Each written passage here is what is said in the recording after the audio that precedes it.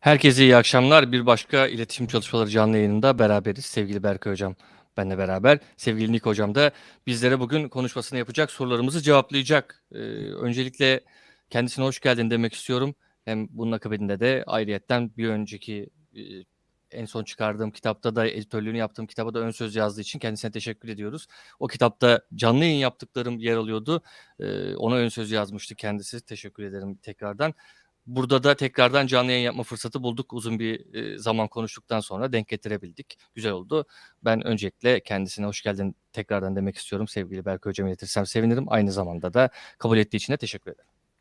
So, Nick, welcome once again, and thank you for attending, but also for writing the preface for Burak's book, editor the book. So it's nice and great to see you here, and if you're ready, we can continue on to our questions. Yes. Just to say many thanks to you for the invitation, and it was a great honor to write the preface for the book, and I'm sure it'll be very successful. Davetiniz için çok çok teşekkür ediyorum. Kitap için ön sözü yazmak da benim için bir onur kaynağıydı. Eminim çok başarılı olacaktır. Sorulara geçebiliriz. Evet, şimdi pek de zaman almadan izleyicilere de söyleyelim. Sorulara geçmek istiyoruz. Önceden belirlediğimiz sizlerin de sorularını yine aşağıya yazın. Zaman kalırsa da hocaya iletmeye çalışırız. Ben öncelikle şuradan girmek istiyorum konuya. Eleştirel teoriye doğru geçeceğiz. Fakat ilk başında şuna değinmek istiyorum. Liberalizmden yola çıkarak. Liberalizm ifade özgürlüğünün korunmasındaki iletişim araçlarının vazgeçilmez bir rolü olduğunu öne sürerken Marksistler buna bu araçların eşitsiz toplumsal ilişkilerin, ideolojik toplum imgelerinin ve temsillerinin biçimlenmesine destek oldukları şeklinde bir karşılık veriyor. Ya burada şunu sormak istiyorum. Marksizmin ırk ve toplumsal cinsiyet gibi egemenlik biçimlerini ihmal mi ediyor acaba buradaki ilk girişteki eleştirilere bakarsak? Belki devletin rolünün de yeterince teorikleştirilmemesinde söz konusu olabilir mi? Bu durum için kendisi acaba ne der? So we will be moving towards critical theory, but we have to start somewhere, and it is quite honestly Marxism. So, while liberalism argues that the mass media have indispensable role to play in the protection of freedom of expression, Marxists have countered that it helps shape unequal social relations and ideological images and representations in society. Here, I would like to ask: does Marxism neglect forms of domination such as race or gender? Perhaps the role of the state is not sufficiently theorized, so to say. What do you say about this situation, simply? Okay, I'll answer that in two parts. The first part, I'll take the second part first. The first part about the question about Marxism and the state, I think is a really interesting and important one. It's true that historically Marxism did not really have much of a theory of the state, other than the fact it was there to serve the dominant interests of the ruling class. And that has led to lots of problems with Marxism historically. Just to remind everyone of Hannah Arendt's famous critique of Marxist theory as being based around kind of labor, but that ultimately had nothing very much to contribute to more substantive ideas of democratic freedom, because it didn't theorize democracy very well. It didn't talk about the law very well. And so on. And this historically has led to all kinds of problems, which, then Marxism becomes associated with authoritarianism, etc., etc. So I think that is correct, really. Although there have been later Marxists who I think have recognized that error and have tried to kind of develop a theory of democracy. As you probably know, that I'm quite keen on the work of Raymond Williams and others. So I think that his work does have a theory of democracy, but also I think that Marxism needs to learn from liberalism, and that people like, say, John Dewey, but also other liberal thinkers. There's one argument which I'm very keen on, which says that basically that liberalism is too important simply to be left to liberals. What Marxists could do by having a much richer engagement with liberalism as an idea would be to kind of think, well, then how could we develop a theory of the democratic state and so on? So I think in this one, historically, Marxism has been quite weak. Şimdi cevabımı iki parça halinde vermeye çalışacağım ve ilk parçadan başlayacak olursak bence evet, Marksizm devlet yönetimi olarak birinci aşamada tarihte de böyleydi. Esasen devletin doğru bir şekilde teoriye yansıtılmadığını düşünüyordum. Çünkü yönetilen kısım hariç Marksizmin pratik olarak uygulanabileceği o kadar da fazla yer yoktu. Ve hatta bu kısımda Arendt'in meşhur eleştirisini de hatırlatmak istiyorum. Marksizme karşı yönelttiği meşhur eleştirisi, iş gücü temelli oluşturulmuş bir ideoloji olmasına rağmen yasaya, demokrasiye aslında hiç elle tutulur bir katkısı yok demişti ki bu sıraladığım iki sebep Marksizm üzerine gelen en büyük eleştirilerin kaynağı ve uygulandığı devletlerdeki de en büyük problem kaynağı olmuştu ve haliyle ister istemez daha doğrusu bir mutlakiyet yönetimine kaymıştı. Şimdi yeni nesil Marksist araştırmacılar demokrasi üzerine yeni teoriler geliştirmeye çalışıyorlar. Hani mesela Ray Williams bunlardan biri. Siz eminim çalışmalarını benden çok daha iyi biliyorsunuzdur. Ama bana kalırsa Marksistlerin liberallerden öğrenmesi gereken şeyler de var. Hatta benim bu bağlamda çok sevdiğim bir söz var. Onu hatırlatmak istiyorum size. Liberalizm, liberallere bırakılmak için fazla kıymetli bir ideolojidir. O yüzden bence çıkartılması gereken sonuç nasıl gelişebiliriz, nasıl yani kağıt üzerinde çelişkili ideolojilerin birbirlerinden ders almasını sağlayabiliriz. Hani tarih biliminin sebebini nasıl ortaya koyabiliriz kısaca. Now for the second part. Yeah, I also think that Marxism historically has also not theorized questions to do with race or gender adequately. And I think some of that is to do with its focus on, the process of production and the extraction of surplus value within the workplace. And that's been the sort of centerpiece of Marxism. So not surprisingly then, it perhaps hasn't really looked at the domestic sphere in the detail that's kind of required in the social relationships that have gone on within that. But it's also, for that reason too, only understood racism as being a way of dividing the workers amongst themselves and not as really focused on it anywhere near enough. However, there's another view which would also say, this might be a little bit controversial, but let's go with it. From a sort of cultural studies perspective, you do wonder how good a view of the working class actually Marxism has got. Historically, Marxism has been interested in the working class for two main reasons. I think that firstly, there's the idea of the working class as being subsumed within a kind of ideological form. And secondly, there's the idea of the kind of militant working class that are there, whose job it is to oppose capitalism.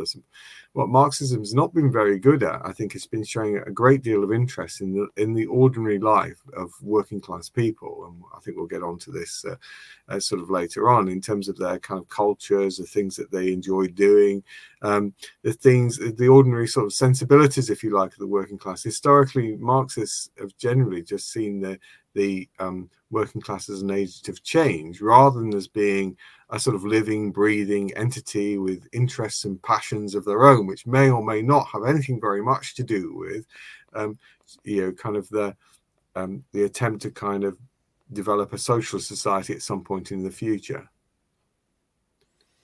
Şimdi cevabımın ikinci kısmına gelecek olursak, tarihi boyunca Marksizmin bu ırk, cinsiyet gibi konuları da yeterince ele almadığını da düşünüyorum açıkçası. Çünkü Marksizmin en çok odaklandığı nokta üretim ve o ekstra değerin çıkartılması olduğu için ve açıkçası tarihte ırkı, çalışan sınıfı kendi içlerinde kategorilendirmek için kullandıkları için bu konuyu hak ettikleri kadar ele almadıklarını düşünüyorum. Şimdi belki de biraz tartışmalı bir şey söyleyeceğim, biraz ortalığı karıştıracağım ama Marksist düşünürlerin çalışan grubu ne kadar umursadığını da böyle bir adım geri atıp değerlendirmekte fayda var. Çünkü çalışan grubun Marksist ideolojiyi benimsemesinin iki sebebi olabilir açıkçası. Hani bunu iki sebeple hizmet edebilirler Marksist ideolojiye. Birisi ideolojik bir gruba ait olmak için ve hani toplumu yansıtmak için, ama ikinci gerekçe ise bu hani kapitalist düşünceyi çürütmek ve o düşüncenin yanlış olduğunu görmek için biraz daha aktivist, biraz daha hatta militarist bir yaklaşım için olabilir. Ama Marksizmin uygulanma şekillerini, hatta kağıt üzerindeki teori kısmına baktığınız zaman çalışan grubu bir insan kitlesi, duygusu olan bir kişiler topluluğundan ziyade bir değişim aracı olarak görüyorlar. Onların günübirlik ihtiyaçlarına ya da duygu durumlarına pek önem atfettiklerini düşünmüyorum açıkçası. Teşekkür ederim Nick hocamıza. Bir başka soruya geçmek istiyorum. Böyle ardı sıra açarak gitmeye çalışacağız konuları. Sevgili izleyenlere de buradan belirtmiş olalım. Ekonomi politik bakışın sermaye, üretim ve dağıtım gibi alanlara bakışı sizce günümüzdeki durumu açıklamak için yeterli mi? Bu bağlamda söylemek istiyorum. Yani kültürel çalışmalar tarafında yer alan bazı kişilerin getirdiği indirgemeci yorumunu siz nasıl değerlendiriyorsunuz? So, Nick, thank you for your answer, and we do love controversial opinions on this channel, so go wild as you wish. So, on to our second question. Do you think the political economy's view of capital, production, and distribution is sufficient to explain the current situation? How do you evaluate the reductionist interpretation brought by some people on the cultural studies side? That's a very good question. I wonder whether you might be able to turn that round. If you're enjoying controversial opinions, here's another one then. There might be an argument to saying that actually historically you could argue that cultural studies has tended to reduce everything to culture. That is correct, and that it's ignored sort of structures of media production and so on, looking more at sort of cultures and everyday lives of people instead of looking at those sort of structures. But equally, you could argue that there's something reductionist as well about political economy for ignoring the ways in which people have used the media in terms of their everyday lives, how they've made sense of it, how they've interpreted it, and so on. A different approach, I think, would ultimately need to be looking at questions of political economy alongside culture.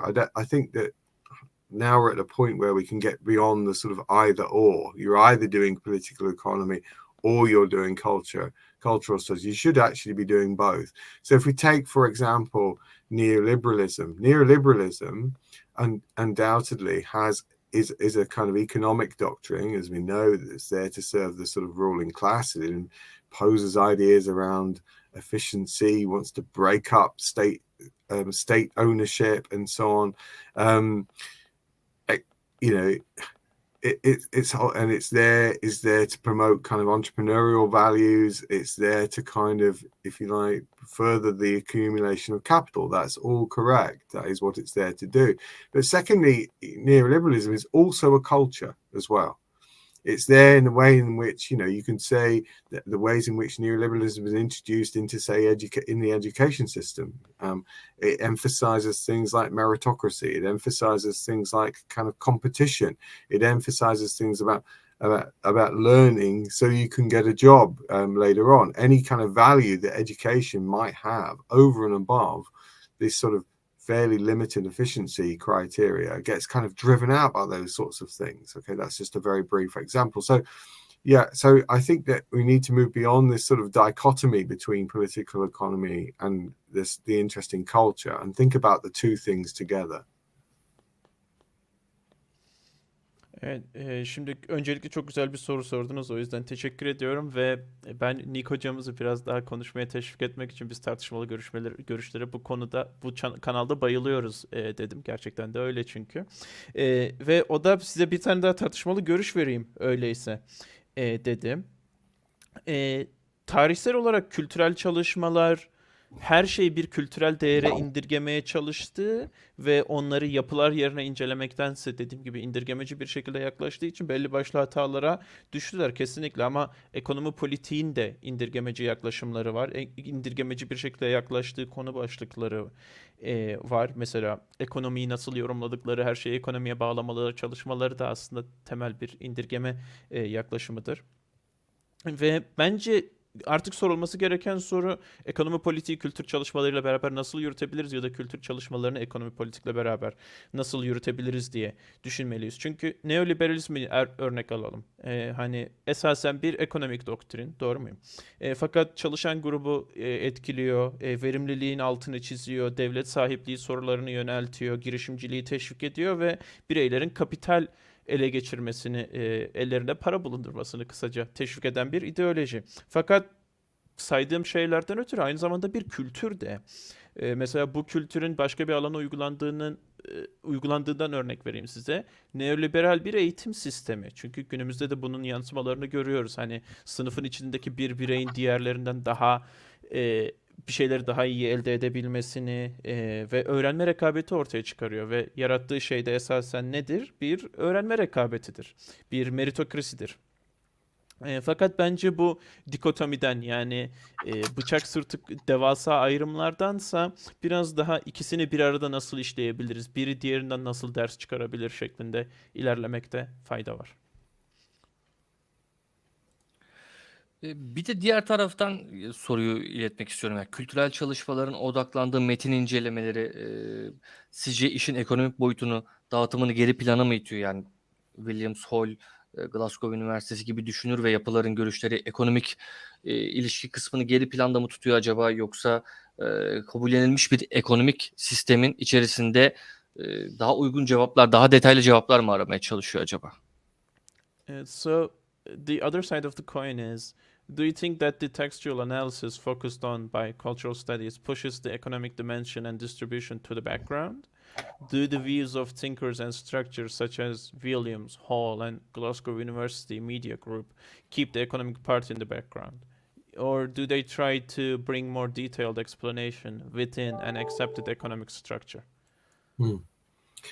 Well, I think in my answer, I'd want to differentiate between the Glasgow University Media Group, Stuart Hall, and Raymond Williams, because I think that they all approach the subject in a slightly different way. And I haven't got time to go through all of those things again, but let me just restrict myself to talking about Raymond Williams. I think that you couldn't really argue that Williams pushes the economic to the background. I don't find that very convincing. I think that you might be able to make a case of that of Hall, who is a much more sort of culturalist writer. If you look at Hall's writing, say, that he did in the 1980s, that there isn't much of a sort of sustained analysis of social and economic conditions, and the idea of authoritarian populism that he developed during then, he got heavily criticized for that at the time. Whereas I think Williams is different. I would argue that if you go to, say, Williams's book on television, it's very clear that he talks about the economy as what he calls at the time, I think it's setting limits, exerting pressures on culture. Okay, he doesn't necessarily theorize these two things separately. The two are imbricated in one another, but the economic is very much to the sort of forefront, and it's certainly there in his more sort of socialist writing. So I've often, just to move on to that, the idea of the sort of base superstructure metaphor, I think still has things that it can tell us. There's a very good essay, I think, by Norman Duras about this, where he talks about, imagine somebody who's chained to a lamppost. Okay, while they're chained to a lamppost, it restricts the things that they can do. There's obviously certain things it doesn't stop them from singing, it doesn't stop them from telling jokes and so on, but there are things that it can't do. It can't walk away from the lamppost, it can't go on a holiday trip, etc., etc. That might be one way of sort of conceiving of it. In terms of Althusser, I'm not really very convinced, I'd say, of how useful a return to Althusser really is. I think, from my point of view, hopefully this is not too controversial, that a kind of Leninist Marxism really has completely had its day. Okay, because of its association with a form of authoritarian politics. I think that really we need to kind of give up on that. Gramsci is different. I think there's more of a sense of a kind of battleground over ideas and consent, and a sort of warring over certain sorts of ideas, and again, Williams's essay on the dominant, the residual, and the emergent, I think is very important. There certainly are dominant ideas of particular kind of periods that people on the sort of progressive left, if you like, need to be able to be able to identify. But as to Althusser, I would suggest that people who are still keen on him have a good look at A.P. Thompson's essay of the poverty of theory. I think that Thompson is right, really, that there's too much missing in Althusser, and structuralist Marxism can't really be recovered. Hope that's not too controversial. I will try my best to explain it in as controversial as you explained it. So. Okay. Pekala. Şimdi soruda aslında Glasgow Üniversitesi, işte Hall, Williams gibi birden fazla aynı kampta olduğu düşünen insanlar var ama bence onların kendi aralarında nüansları olduğunu düşünüyorum ama hepsini detaylandıracak vaktim yok maalesef ki. O yüzden cevabımı çoğunlukla Williams üzerinden vereceğim ve kesinlikle kendisinin ekonomiyi arka plana attığı kanaatinde değilim. Hani kıyaslayacak olursak Hall ona kıyasla çok daha büyük bir kültürcü tırnak içinde kalıyor ve otoriter popülizm üzerine yaptığı çalışmaları çok büyük eleştiriler almıştı bu sebepten ötürü. Williams'ın bu televizyon üzerine yazdığı kitaba bakacak olursak ekonomiyi kültür üzerine, kültürün sınırlarını belirleyen ve kültür üzerine baskı yaratan bir faktör olarak görüyor. Ki bu aslında bir miktar sosyalist yazın geleneğinin de devamı olduğunu düşünüyorum. Ama bu hani süper yapı ya da hani bir üst yapı, bir meta yapı argümanından uzaklaşacak olursak mesela Norman Gives'e bakalım. Ve o hep şey derdi bu ekonomi örneğinde, bir insanın bir sokak lambasına zincirli olduğunu hayal edin. Evet, o onun bazı şeyleri yapmasını engellemiyor. Hala ileri geri şarkılar söyleyip salak saçma fıkralar söyleyebilir. Evet, ama kalkıp gidemez. Tatile çıkamaz mesela. Althusser'den bahsedecek olursak Althusser'e dönmeyi ben gerçekten gereksiz ve lüzumsuz buluyorum. Açıkçası umarım çok tartışmalı bir görüş söylemiyorumdur ama çünkü neyse, Althusser'le ilgili görüşlerimi en son söyleyeyim çünkü tartışmalı olabileceğini düşünüyorum. Aramsci ise biraz farklı çünkü rıza üzerine ya da benzer normlar üzerine yaptığı çalışmalar onu diğerlerinden ayrı tutuyor ve Williams ile önemli paralel makaleleri olduklarını düşünüyorum ve bence kesinlikle incelemelisiniz. Şimdi Althusser'in lüzumsuzluğuna geri dönecek olursak A.P. Thompson'ın makalelerine iyice bir bakın. Althusser'in öne sürdüğü kuramlardaki o devasa boşlukları bir güzelce görürsünüz ve özellikle Althusser üzerinden yürütülen yapıcı Marksizmin ben kurtarılabilecek durumda olduğunu düşünmüyorum. Teşekkür ederim. Hemen ben de bu konuya değinecektim. Tam üzerine geldi ya. İngiliz Marksist kitle iletişim araştırmalarında ideoloji sorunu Batı Marksizminin tarihiyle yakından ilişkilidir denebilir. Burada kültürel çalışmalar ve ekonomi politik tarafların ideoloji bakışları için neler diyebiliriz? Gramsci ve Althusser'in bakışı bu durumu anlamamıza yardımcı oluyor mu? Biraz hocamız değindi. Açmak için soruyorum o kısmı. So, Nick, relax. You haven't spurred a Twitter civil war as of yet. But we can continue. And we were just about to ask the question where your answer was left off. So, the question of ideology in British Marxist mass communication studies is closely related to history of Western Marxism, obviously. What is to say about the ideological perspective of cultural studies and political economy? Can the perspectives of Gramsci and Althusser help us to understand the situation? Yeah, I think I've already suggested that I'm not keen on Althusser. I think that the problem with Althusser is a little bit like the problem with Marcuse, in that everything literally seems to be saturated with ideology, and it's only really with access to the Revolutionary Party, however that's constituting itself, that people find their way out of ideology. I'm not sure at the time whether those arguments were terribly convincing, and they're even less convincing now. So yeah, I don't think going back to either of those two thinkers. I know you didn't ask me about Marcuse. Is really a good move. Better, I think, is Gramsci. I think Gramscian analysis still provides us with some kind of real purchase on what's going on in society, and I think some of that is to do with the fact that Gramsci offers you quite a kind of careful analysis of historical process, which is missing in sort of Althusser. You get a sense of kind of shifting historical, cultural relationships, and that how ideas around domination can kind of rise and fall. And I think that Gramsci is very good at kind of identifying that. He's also very good at looking at or getting us to think about, you know, maybe the contradictions that exist within the dominant sort of ideology, the contradictions which maybe the ruling elites and so on trying to kind of paper over in some sort of way. Okay, so I think Gramsci is really important in that respect as well. But he's also important in kind of getting us to think about alternative sort of hegemonic projects as well, which may kind of rise and fall.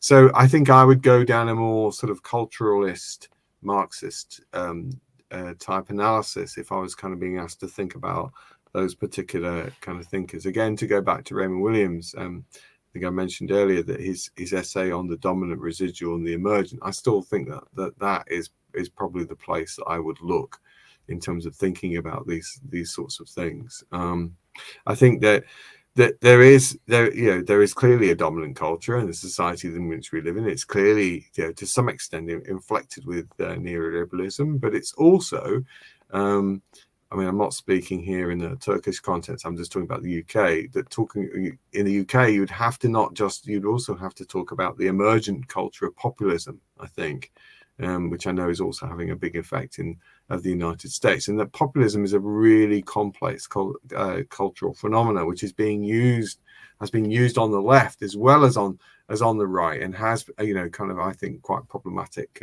dimensions. I'm not a big fan of Chantal Mouffe's analysis of the idea of a kind of left cultural populism, because I think that it falls down on a number of counts. It doesn't take things like class terribly seriously, which needs to be the center of any kind of emancipatory critique.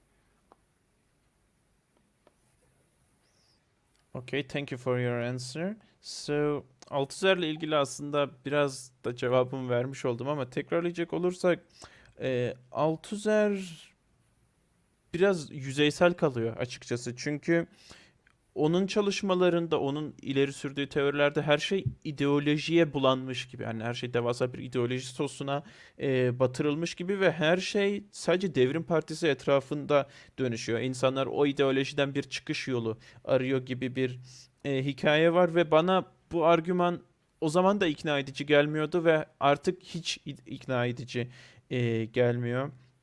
Ve o yüzden Althusser'e geri dönüşün içtenlikle bir lüzumu olduğunu düşünmüyorum. Gramsci ise farklı ve bence nispeten iyi. Çünkü bu toplumun içindeki dinamiklere çok güzel bir analiz ışığı tuttuğunu düşünüyorum.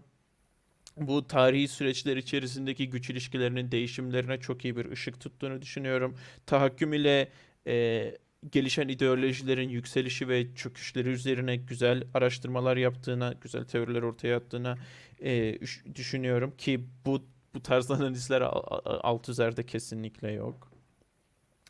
Ki mesela Gramsci bence bu yönetici elit gibi biraz daha hani tartışmalı konularda da güzel ve objektif bir şekilde yaklaşabiliyor. Ama en önemlisi ve bunun da altını çizmekte fayda var. Hegemonya üzerine projelerinde ve o projelerin düşüşleri ve çıkışları ile ilgili de güzel düşünceler ortaya attığını düşünüyorum açıkçası. Ama bu tarz kıyaslamalara ne zaman baksak bana o sizin de bahsettiğiniz Williams'ın makalesine geri dönmek ve onu bir güzel incelememiz gerektiği aklıma geliyor. Benim aklıma gelen ilk böyle kapı taşı, çok önemli bir çalışma olarak aklıma gelen çalışma odur. Şimdi Türkiye bağlamından örnek veremeyeceğim ama Birleşik Krallık'ta popülizmde ciddi bir yükseliş var mesela, ki bu geçtiğimiz yıllarda Birleşik Devletleri de ciddi derecede etkilemişti, ki hani kültürel çalışmaların, daha doğrusu kültürün ne kadar devasa bir karışıklık olduğunu hesaba katarsak e, bunların ona göre değerlendirilmesinde fayda olduğunu düşünüyorum. Ve son olarak mesela bu Shentomuf'un yaklaşımlarını da ben problematik buluyorum. Çünkü onun kültürel popülizm çalışmalarında sınıf gibi değerler neredeyse hiç incelenmemiş. Ama bence böyle bir çalışmada sınıfın merkezi bir yeri olması gerekiyordu. Sanırım söyleyebileceklerim bu kadar. Çok teşekkür ederim hocamıza cevabı için. Bir başka soruya geçmek istiyorum. İngiliz Marksizminde ve Batı Marksizminde önemli bir isim olan Williams'ı sormak istiyorum. Zengin bir kültür eleştirisine sahip olduğu söylenebilir Williams'ın. Ekonomi politik bakışın tırnak içinde söyleyeyim indirgemeci tavrından kaçtığı söylenebilir mi? Ya da bir başka deyişle kültürel pratiklerin maddi olduğunu göstermek için geliştirdiği bir çaba olarak görülebilir mi? So my next question is about an important figure in British and Western Marxism, Raymond Williams, as you were pointing out towards earlier. Williams can be said to have a rich cultural criticism, so to say. Can it be said that he escaped from the reductionist attitude of the political economy perspective, or in other words, can it be seen as an endeavor to show that cultural practices are material?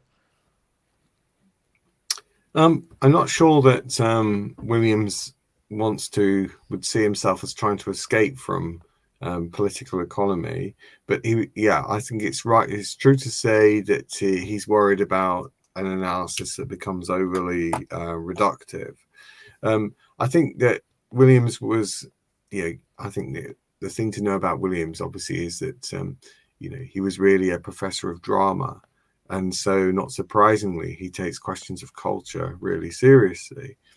But the second thing I think he introduces into the analysis is a concern with the cultures of everyday life. And that goes all the way through his work and writing. I must admit, my favorite essay by Williams or one of them is, which I return to nearly, every year, is the one, Culture is Ordinary.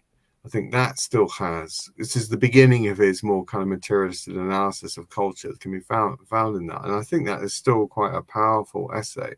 In that essay, what he's trying to do is offer a critique of romanticism, this sort of idea that, well, to be a kind of author, to be a cultural producer, you have to be an exceptional sort of person. And that we should revere and look up to these sorts of people. Whereas what Williams is doing in that essay is saying things like cultural practices like making music or writing or, putting on a sort of drama. These are ordinary practices which can be learned. So what he's doing there is kind of demystifying them. And I think that given that a lot of Williams's later work is to do with, say, working class writing, and particularly working class autobiographies, Williams was well understood that the working class quite often are not the writing class. Most of the literature that people read is written by the middle classes and therefore reflect their particular set of experiences and so on. So it's not that within making all those kind of arguments that he thought that political economy, capitalism, and so on don't matter, because his understanding of the culture always has an awareness of kind of wider economic sort of structures, if you like. But what he does give us, I think, is a sort of understanding of culture and its kind of class-based sort of set of relationships, particularly between the middle class and the working class, which quite often Marxism has not been terribly interested in. Hope that's not too controversial either. We'll see.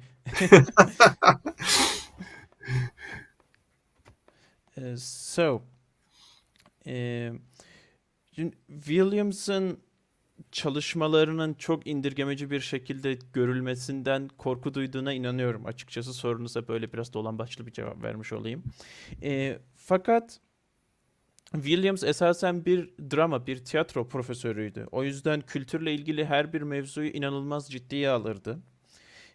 Ki günlük hayattaki endişeleri, günlük hayatı doğrudan etkileyen bütün mevzuları akademik kariyeri ve yazım hayatı boyunca işlemiştir ve oldukça ciddiye almıştır az önce söylediğim gibi. Hatta Williams'ın benim favori makalelerimden biri, ki neredeyse her yıl şöyle bir dönüp tekrar okurum, ilham bulurum. Culture is ordinary, kültür sıradandır makalesidir. Bence o makale Williams'ın bizim alıştığımız ve hayran olduğumuz o derinlemesine analizinin başlangıcını temsil ediyor. Ve o çalışmasında bu romantisizmi yerden yere vuruyor açıkçası. Çünkü romantisizme göre işte bir yazarsanız, bir kültür yaratıyorsanız, bir kültür ortaya koyuyorsanız siz inanılmaz bir iş yapıyorsunuz ve sizin kesinlikle el üstünde tutulmanız gerekiyor. Ama Williams diyor ki işte müzik bestelemek olsun, yazı yazmak olsun ya da bir tiyatro oyunu yazmak olsun, bunların hepsi sıradan yeteneklerdir ve hepsi öğrenilebilir diyor. Ve bunu ileri sürme argümanlarından biri de bizim okuduğumuz, bu tükettiğimiz kültürel medyaların büyük bir çoğunluğunun orta sınıf tarafından yazılıp üretilmesi ve orta sınıf tarafından tüketilmesidir. Ve onun yazımı her zaman bu analizlere, bu yaklaşımlara hep daha bir gözü açık olmuştur. Ki onun çalışmalarında ben orta sınıf ile çalışan sınıfın arasındaki güç ilişkilerinin de güzel incelendiğini düşünüyorum. Ki genel olarak Marksizmin bunu iyi yaptığını söyleyemeyiz.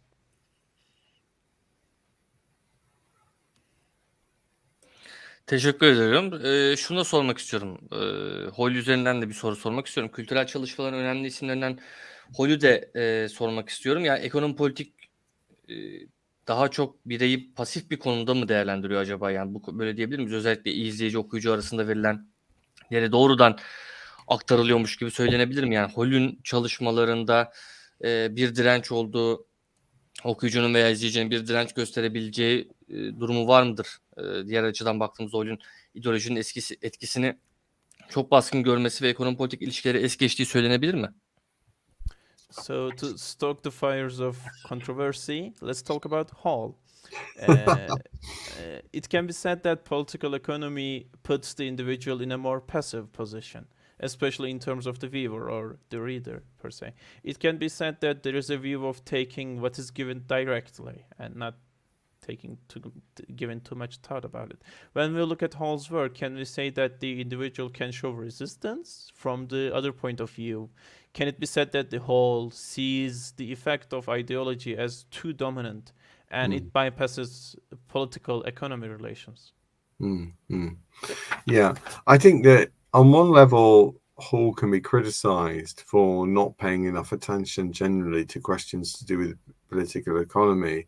I think there became a certain point in Hall's development where he becomes overly culturalist in a way that I wouldn't argue that Williams does. However, that position also has its strength as well, in that, as you're rightly saying, that Hall starts to begin to open up questions to do with the audience, which were kind of missing up until that point. And it's a really important essay, particularly historically, if we see it in its sort of setting when it first kind of arose. However,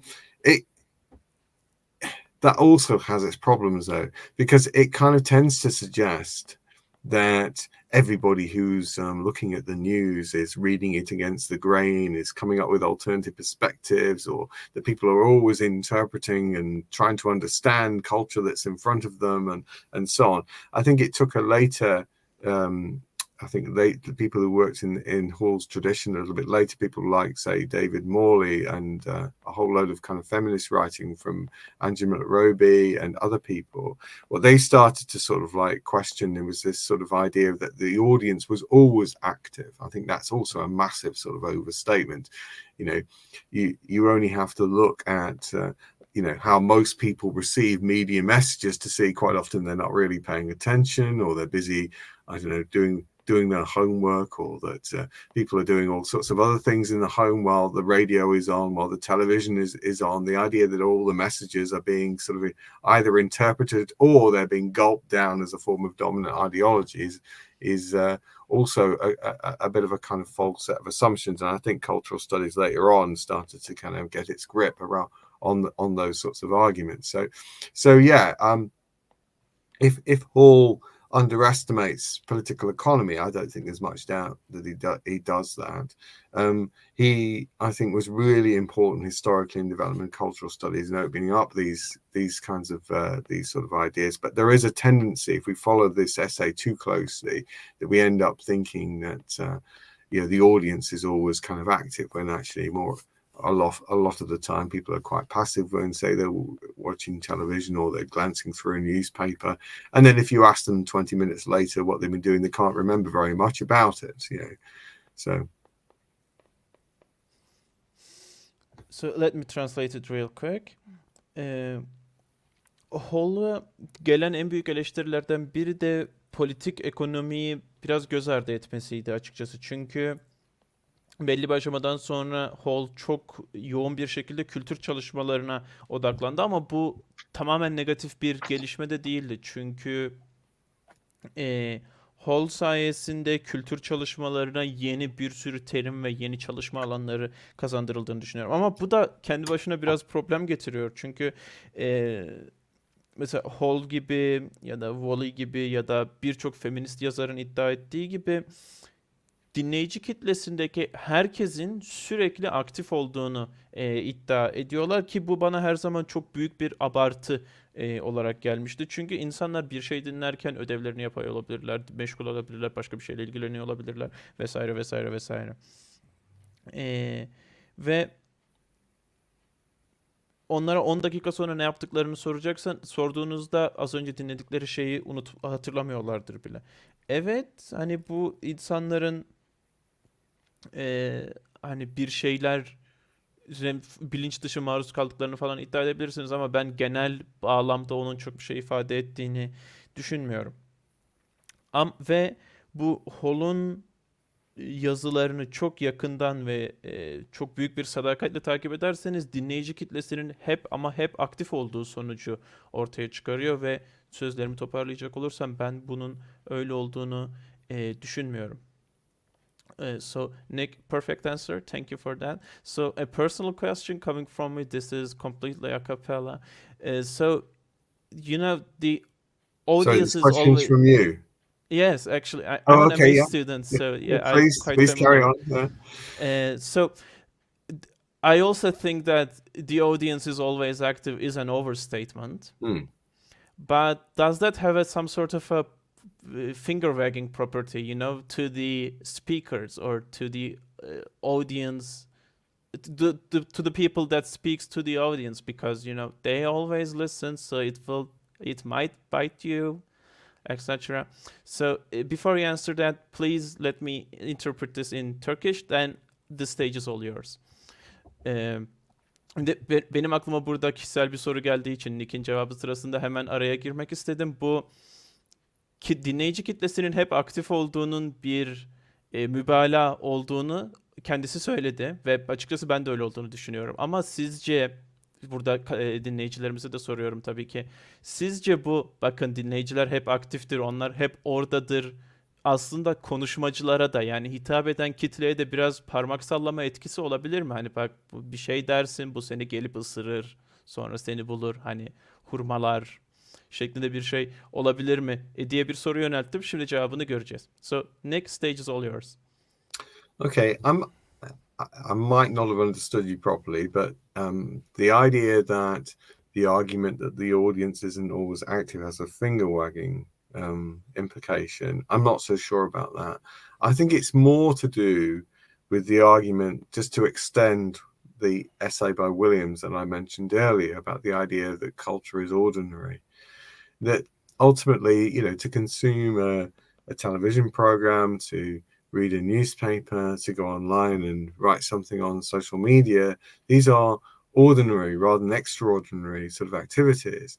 And that, as analysts of culture, we've got to understand these activities. So it could be, let me just give you one very short example.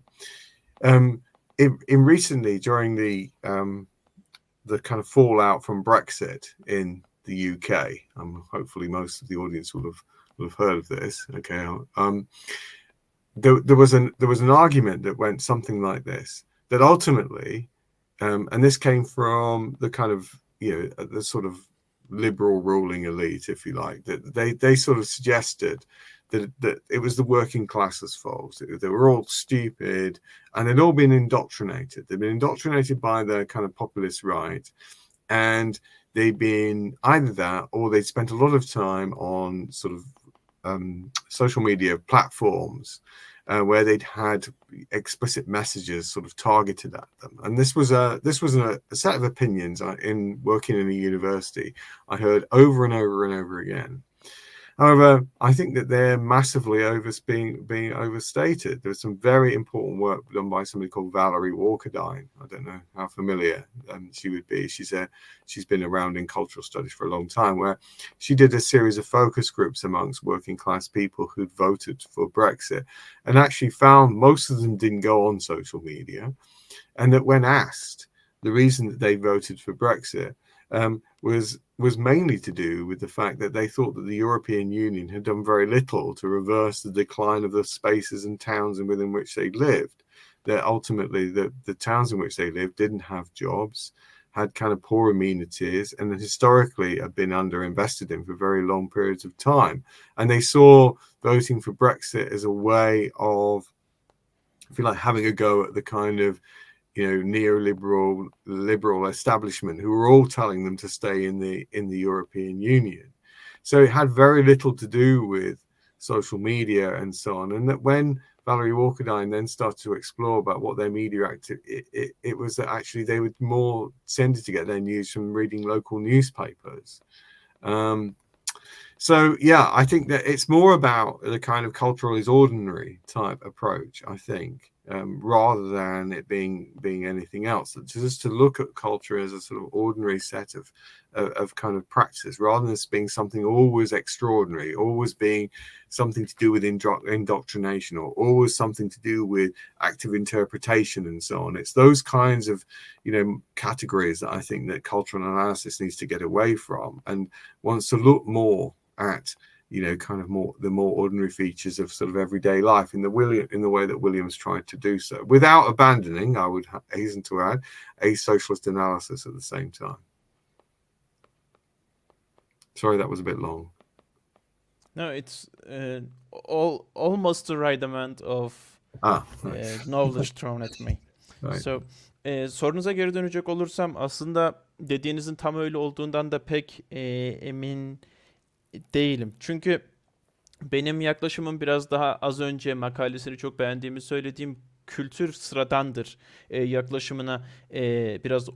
yaklaşımına çok yakın olacak. Çünkü medya tüketmek, gazete okumak olsun, sosyal medyadan haberlere bakmak olsun, ben onların hepsinin sıradan aktiviteler olduğunu düşünüyorum. Ve kültür analistleri de kültür çalışmaları üzerine makaleler yazan akademisyenler de bunu çok iyi anladılar. Hatta yakın geçmişimizden bir örnek verecek olursam Brexit. Umarım dinleyici kitlemiz bu nispeten yeni gelişmeye oldukça hakimlerdir. Çünkü Brexit gerçekleştikten sonra ve hani Birleşik Krallığın ekonomisi cidden kötüleştikten sonra şöyle bir argüman ortaya çıktı. Hatta bu argümanı ortaya atanlar da liberal yönetici elit kısımdı. Dediler ki ya bu Brexit belası tamamen çalışan sınıfın suçu, başımıza onlar bunu açtı gibi şeyler söylediler ve bu görüş gerçekten hani üniversite gibi mecralarda oldukça yaygındı. Ama ben böyle bir genellemeyi inanılmaz abartılı buluyorum. Çünkü Workadine'ın yaptığı bir odak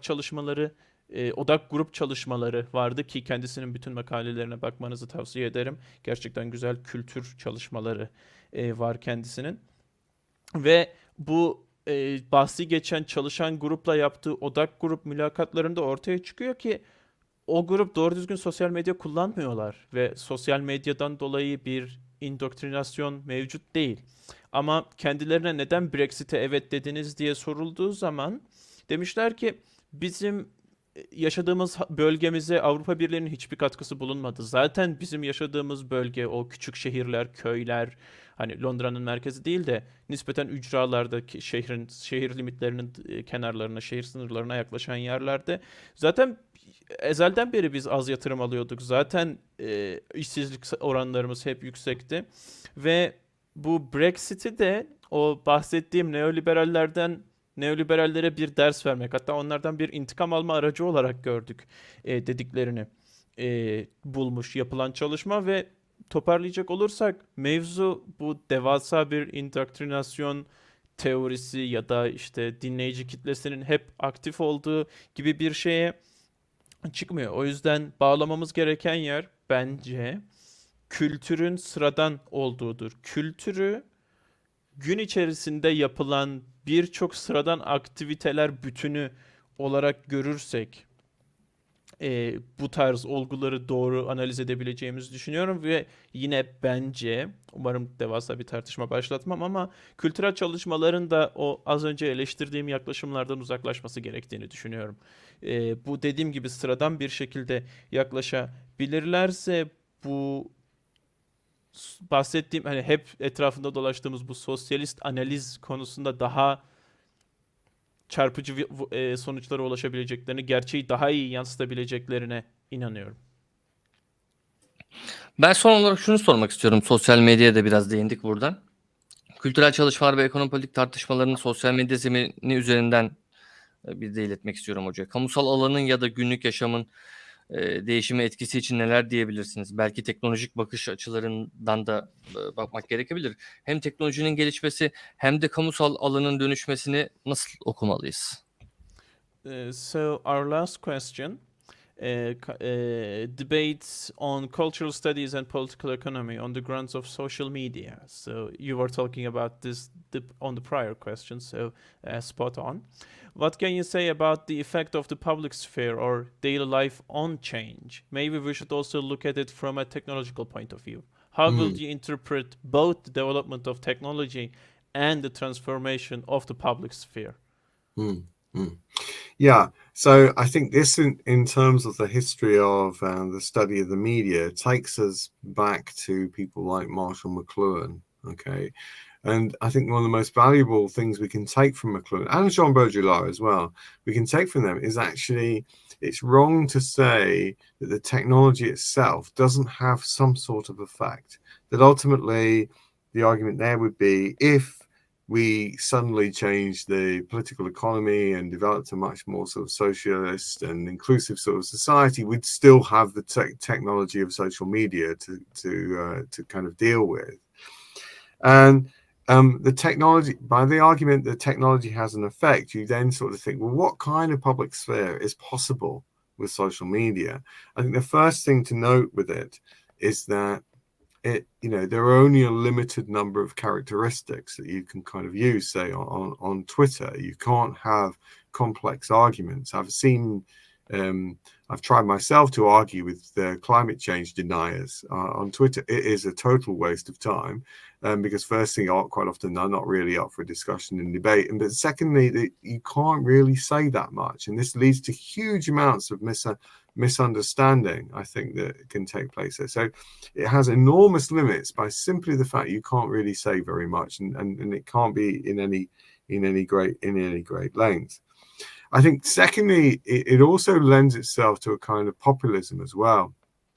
I note that that this culture of sort of misunderstanding or not understanding each other very well, it's very poor, I think, in kind of communicating sort of differences. So not surprisingly, populists who want to make kind of quick, easy, what you might call slightly dirty sort of arguments,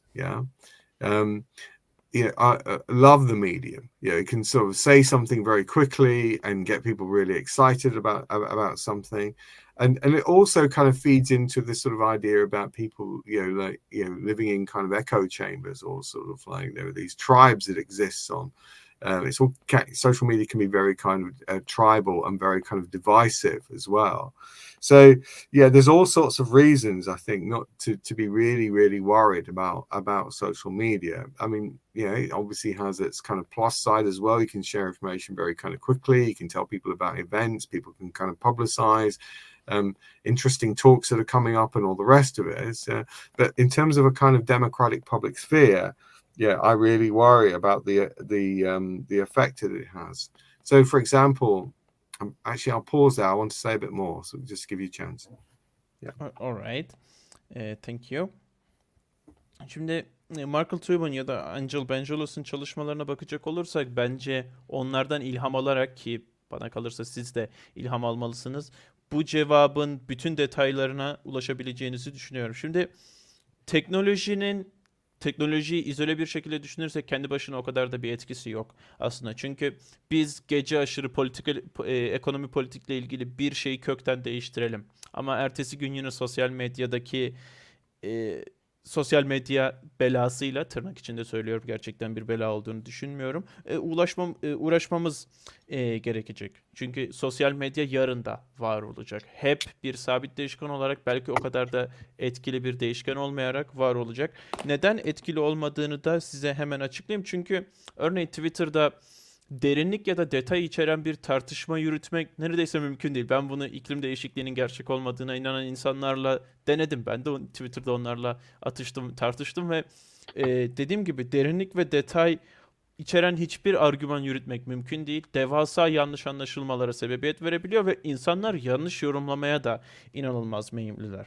Hatta bu yanlış yorumlama üzerinden popülizme de küçük bir geçiş yapabiliriz. Çünkü bu popülizm kampında belli başlı kişiler hızlı, çabucak ve açıkçası birazcık da kirli argümanlara kolayca ulaşmayı seven insanlar sosyal medyaya bayılıyorlar. Çünkü orada her türlü radikalliğin, her türlü spektrumun her ucuna yansıyabiliyorsunuz. Ve benzer şekilde bu sosyal medyada bir yankı çemberleri de var. Yani İnsanlar X ideolojisinde, onların karşısına sadece X ideolojisinin görüşlerini savunan insanların görüşleri çıkıyor ve o yüzden gün aşırı kendi görüşlerinin daha da doğru olduğunu düşünüyorlar. O yüzden bir kabileleşme ya da bir daha da ayrımcı bir gelişme olduğunu, bir katkıda bulunduğunu söyleyebiliriz. Bence sosyal medyayı üzerine endişelenmemek için çok fazla sebebimiz var. Az önce söylediklerimin hepsini buraya listeleyebilirsiniz. Tabii ki de avantajları var. Hani haberleri insanlara çok çabuk ulaştırabilirsiniz. Organizasyon yayımı vesaire vesaire vesaire. Onları çok çok iyi yapabilirsiniz. Ama bir demografik kamusal alan olarak sosyal medyanın o kadar da ciddiye alınması gerektiğini düşünmüyorum. Çok teşekkür ederim Nick Hoca'ya. Devam ediyor mu? Cevabı. Tabii. Evet. Çok güzel bir soru sormuşuz sanıyorum. So, Nick, it is yours. Okay, so just to continue, but not for too long, hopefully. The other day I was thinking about, well, what would Adorno make of social media? That's worth thinking about, because you could argue that social media is the sort of the thing that Adorno really feared, if you remember, was turning everything into a commodity that was easily sort of consumed and it would ultimately distract people, would absorb their kind of attention, and kind of instill a sort of fear in dealing with cultural forms that were very difficult and were more sort of demanding. Now, you could argue this is almost exactly what you're seeing with social media. You could so it's very noticeable, particularly amongst younger people, but generally in the population in the UK, that the reading of newspapers is dramatically falling. It's going down very, very quickly. Also, that if you talk to younger people, they don't get their news from the television set any longer. It's all coming through social media. It's all coming through these kind of very bite-sized pieces of information, if you like, which are very sort of short and to the point. And then also when you talk to people, there's a sort of fear that people have of saying anything that's too controversial on social media, because ultimately, they're the particular group of friends or their networks won't really like it if they say something which is not kind of okay within that particular kind of group. This is a sort of like tribe, if you like, sort of managing what people say. So it looks like it's a kind of mechanism for freedom of speech and so on. But actually, I think what it does is promote huge amounts of social division, as I've already mentioned, but also it's potentially readable through a kind of Adornian lens, which is kind of, you know, because of its because of its technological nature, rather than what it actually any of the messages are, it lends itself to this kind of bite-sized form of information, which is really problematic, I think, for democracies, for ideas of there being an informed citizenry more sort of generally. So yeah, and also you could, I think, also make the claim that without what has the internet done right at the beginning was the idea that what the internet was going to do was rapidly democratize society. It was going to put, I read huge numbers of accounts in the 90s saying that it was going to put power in everybody's hands, and what it was going to do was, you know, rather than having to, you know, find radical groups, that they could just popularize themselves on the media, etc. So, I mean, there's some evidence of that, but ultimately, really, what has it done is it's spread American culture all through the world. That ultimately, what you get on social media is the dominant culture kind of being replicated over and over and over again. So, yeah, the kind of all those arguments that emerged out of cultural studies and so on in the 1990s were massive. Yeah, now look, you know, kind of completely ridiculous. I think, you know, when you look at kind of what goes on social media most of the time, what ultimately it's done is it's spread the culture of consumer capitalism all around the world much more effectively than television ever managed to do. There's another controversial opinion for you. I'm quite sure that they will love it. Oh, okay. Apart from the TikTok users, obviously, probably. So, geçenlerde bu sosyal medya üzerine aklıma gelen bir düşünce deneyi vardı. Adorno günümüzdeki sosyal medyayı analiz edebilseydi ne düşünürdü? Çünkü aslında günümüzdeki sosyal medyaya bakarsanız Adorno'nun en büyük korkulu rüyasına dönüştüğünü görebiliyoruz. Çünkü her şeyi tüketilebilen bir commodity, bir mal, bir mala çeviriyor. Hani mülk olan mala çeviriyor. İnsanların dikkatini dağıtıyor ve inanılmaz zor ve inanılmaz talepkar bir mecra. Ki günümüzde de aynısının gerçekleştiğini söyleyebiliriz. Özellikle gençler, ama genel halkı da kapsayacak şekilde gazete okurluğu arasında devasa bir düşüş var. İnsanlar eskisi kadar gazete okumuyorlar. Ve gençler, özellikle gençler bu kısımda neredeyse hiç televizyon izlemiyorlar ve haberlerini sosyal medya üzerinden bu lokmalık, net, öz, bir an önce sadede gelen şekillerde alıyorlar haberlerini. Ve böyle benim aksime çok da tartışmalı görüşlerini belirtmekten çekiniyorlar açıkçası. Çünkü o paylaştıkları kabilenin söyledikleri şeyleri olumlu karşılamamasından ve sonuç olarak dışlanmaktan korkuyorlar. Çünkü o kabile doğası gereği bunu gerektiriyor ve insanlar diyor ki sosyal medya devasa bir ifade özgürlüğü geçirdi, ama ben bunun tam tersi olduğunu düşünüyorum. Sosyal ayrımı daha da net hale getirdiğini düşünüyorum ve Adornocu bir şekilde günümüzdeki sosyal medyayı inceleseydik sanıyorum yine aynı sonuca varırdık. Çünkü teknoloji doğası gereği her şeyi daha da hızlandırdığı için aktarılan bilginin küçülmesi gerekiyor. Her şeyin lokmalık boyutta olması gerekiyor ve bu lokmalık boyuttaki bilgi aktarımının ben demokrasi için gerçekten bir tehlike olduğunu düşünüyorum. Çünkü bilgili, farkındalığı yüksek vatandaş yetiştirmekte zorlanacağımızı ve zorlandığımız kanaatindeyim. İnternetin gelişimiyle beraber toplumun demokrasisinde inanılmaz bir gelişim olacağını insanlar öne sürüyorlardı. Sürekli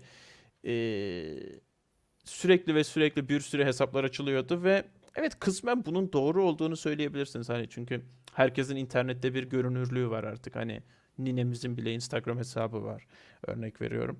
Ama esasen yaptığı şey dominant kültürü, yani son 20-30 yılda Amerikan kültürünü bize dayatmak oldu. Bize bunu normal karşılanır hale getirmek oldu. Çünkü dominant kültür oydu ve sosyal medya bu kadar fazla insana bu kadar kolay erişilebilir bilgileri tabii ki de nispeten çoğunlukla yaydığı bilgi dominant kültürden olacaktı ve özellikle günümüzde sosyal medyaya bakarsanız öylesine saçma sapan görüşler ve içerikler var ki ve sosyal medyanın hani şöyle birkaç adım geriye alıp uzaktan bakacak olursak bu tüketimci kapitalist ideolojiyi genel geçer yapmaya yaradığını düşünüyorum. Hatta bunu televizyonun yaptığından çok daha iyi başardığını düşünüyorum. Çok daha kısa sürede çok daha etkili bir şekilde.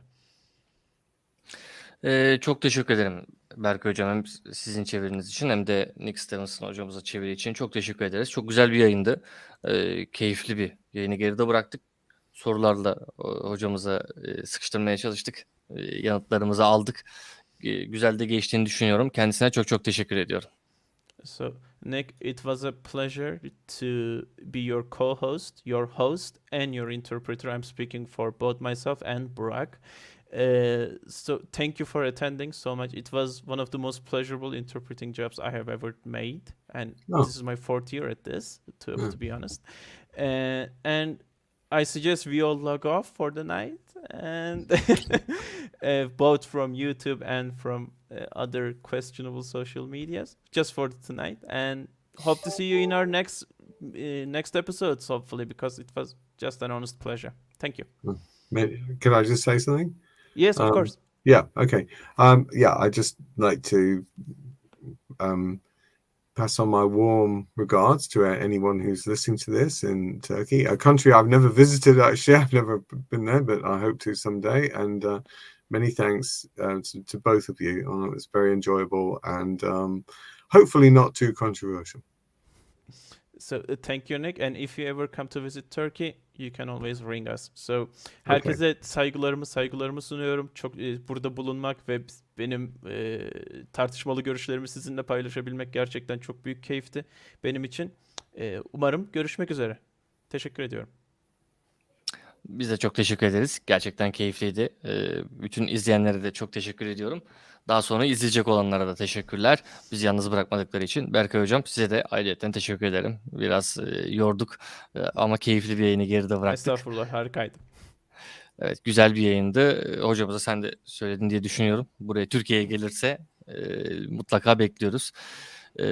O halde herkese teşekkür edelim. Hocamıza teşekkürlerimizi ilettik. Yayını kapatıyoruz. Sorularımızı ilettik. Bir başka yayında görüşeceğiz gene.